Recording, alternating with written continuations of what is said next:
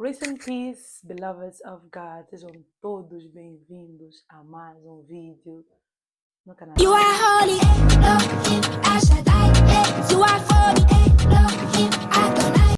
Como é prometido, como é instruído, missão dada, missão cumprida, todos os domingos estarei aqui a trazer um conteúdo, uma palavra.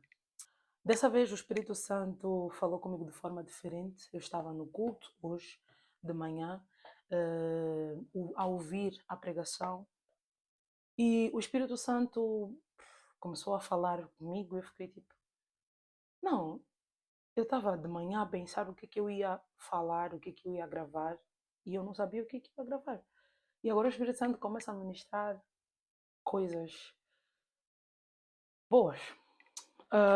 A primeira coisa que o Espírito Santo me deu foi uma frase que me levou à reflexão. É que às vezes nós não vivemos grandes coisas da parte de Deus porque não respeitamos o tempo dele.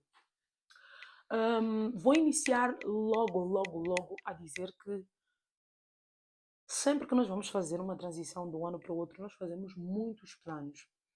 E muitas das vezes nós nos frustramos porque os planos que nós fizemos não deram certo.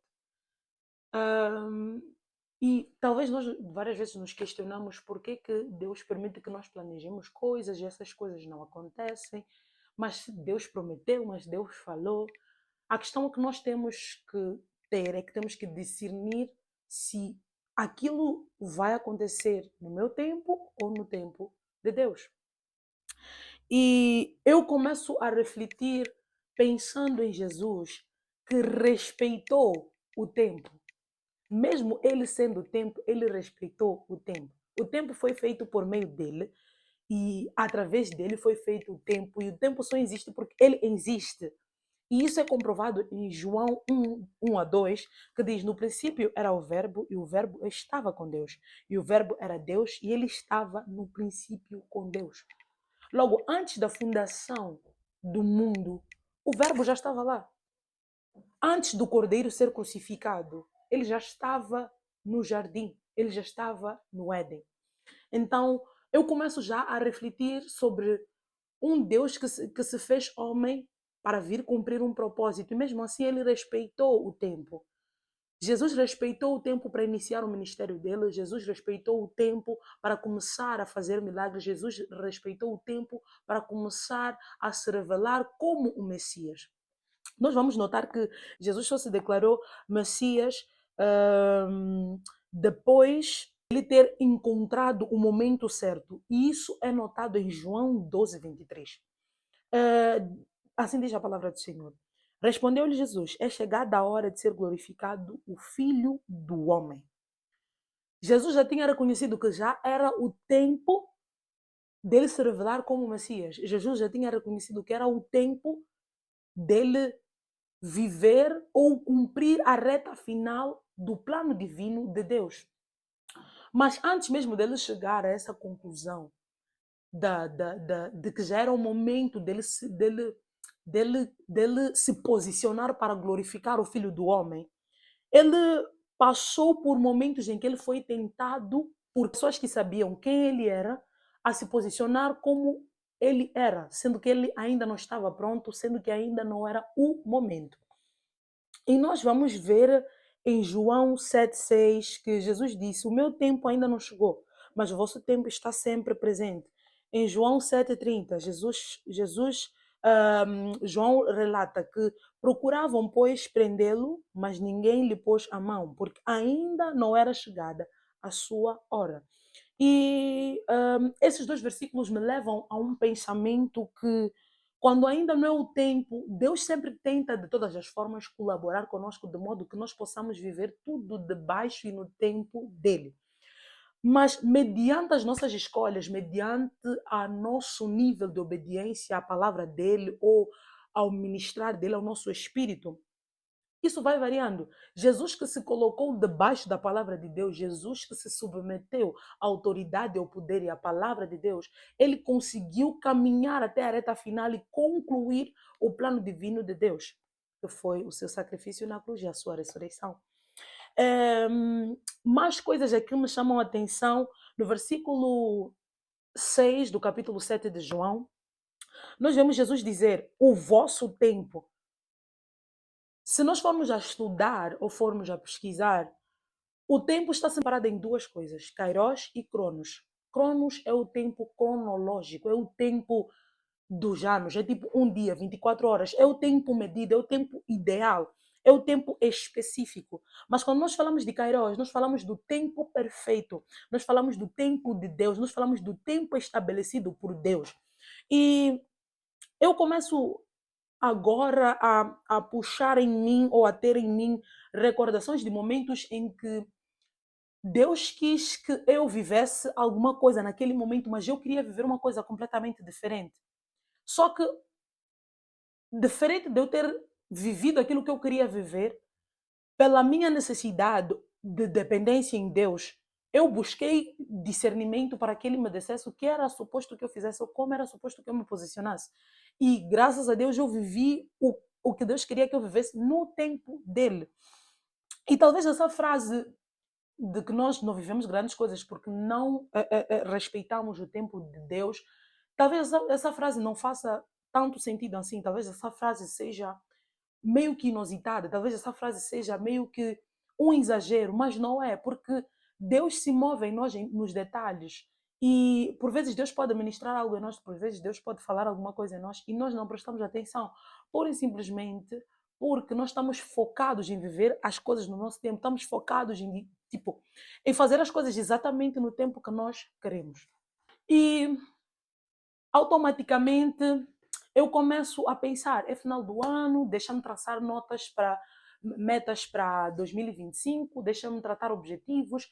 Não que nós não devamos traçar essas coisas, mas essas coisas não acontecerem não devem nos frustrar, porque se não aconteceram é porque não era o tempo certo para que essas mesmas coisas acontecessem. Vamos colocar aqui, imagina que se Jesus tivesse ser revelado como Messias aos 12 anos. Jesus não teria nem estrutura, nem estabilidade corporal, física e psicológica para viver o que o Jesus de 33 anos viveu na cruz do Calvário.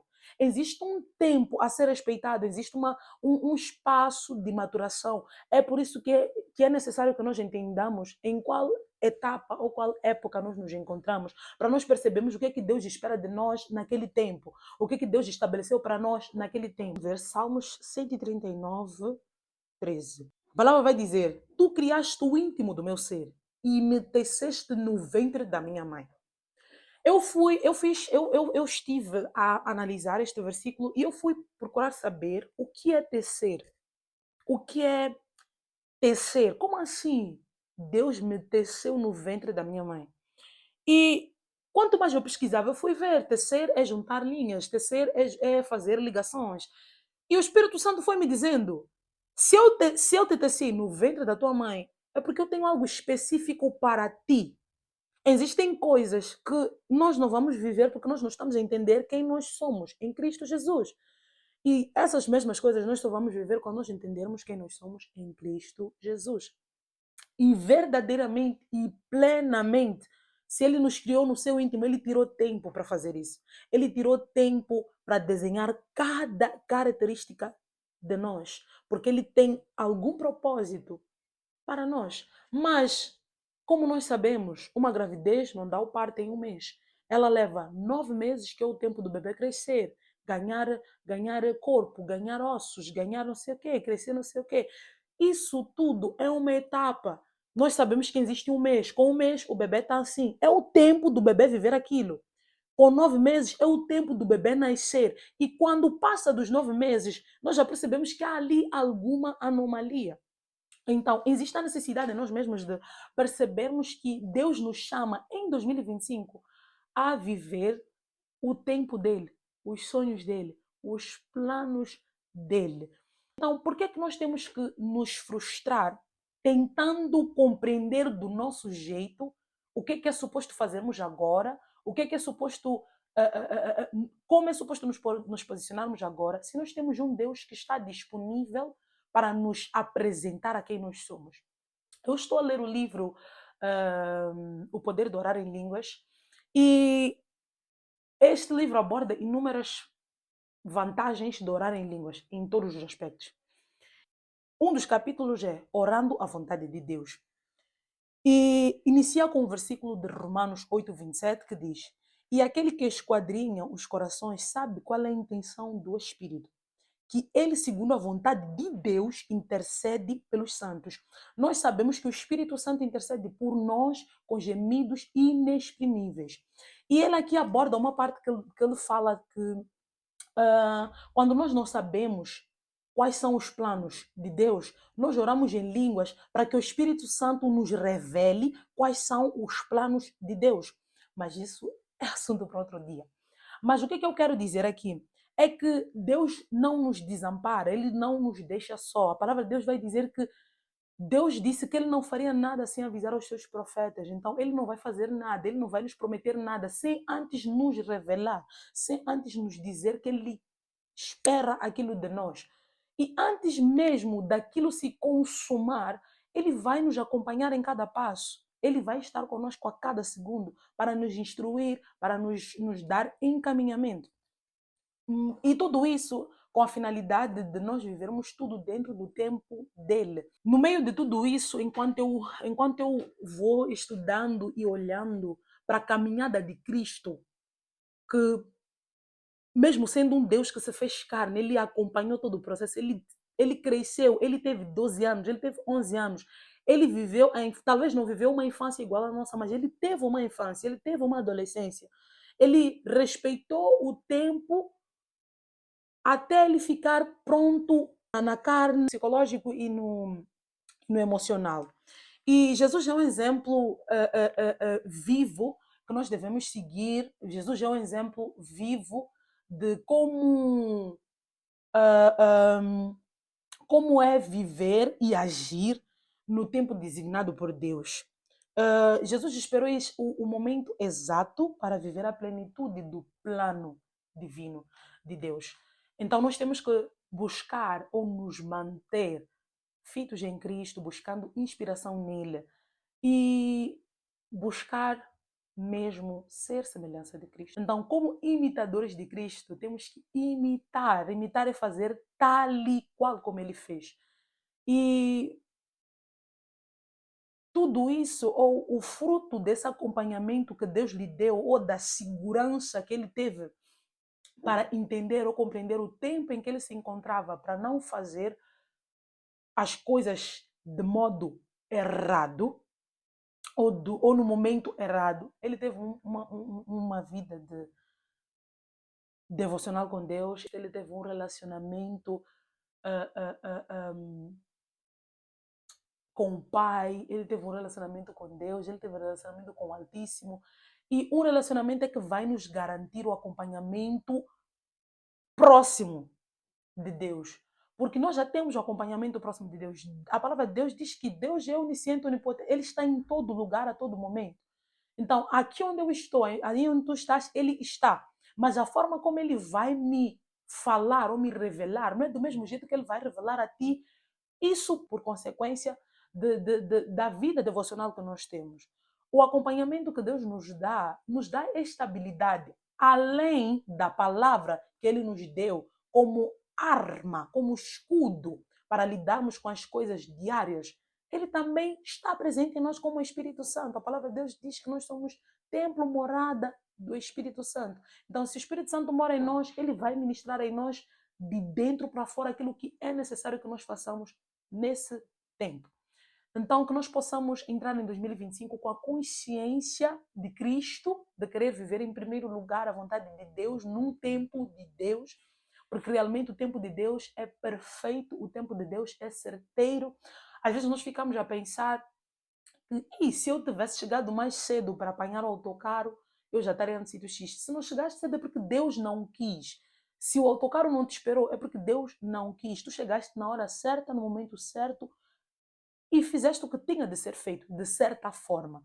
Então, que nós possamos literalmente nos atentar ao tempo de Deus, nos atentar à ministração ou às palavras daquilo que Deus espera de nós para esse mesmo tempo.